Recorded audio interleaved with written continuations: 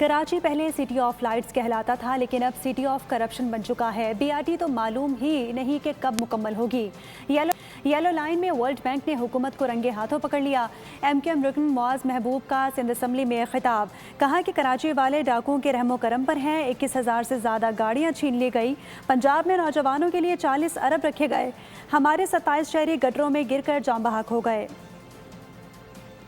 Development budget 750 अरब रुपए तरक्याती budget इस budget में सूबे का रखा गया है। जिस तरह मैंने आपको फिगर्स बताई तो लाजमी सी बात है कराची के लिए 400 या 500 अरब रुपए रखे होंगे, लेकिन अनफॉर्चुनेटली ऐसा नहीं हुआ। 100 अरब रुपए शहर के लिए सिर्फ रखे गए। ऐसा लग रहा है शहर को 100 अरब की खराद दी जा रही है। 750 अरब रुपए में से 850 अरब रुपए एडवांस पेमेंट ठेकेदार को कर दी गई। मैंने कहा ना सरकारी बाबू का बजट है, इसलिए कहा कि ये सरकारी बाबू सिंध को खा रहे हैं।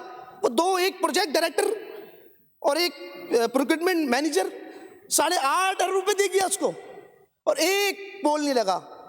और ये जो है हुकूमत सिंध को रंगे हाथों वर्ल्ड बैंक ने पकड़ लिया और इस जलील और रुस्वा के बाद हुकूमत सिंध ने वर्ल्ड बैंक के अकाउंट में 7.5 बिलियन वापसी की है। साहब जिंदगी का इतना सा गोशवारा है।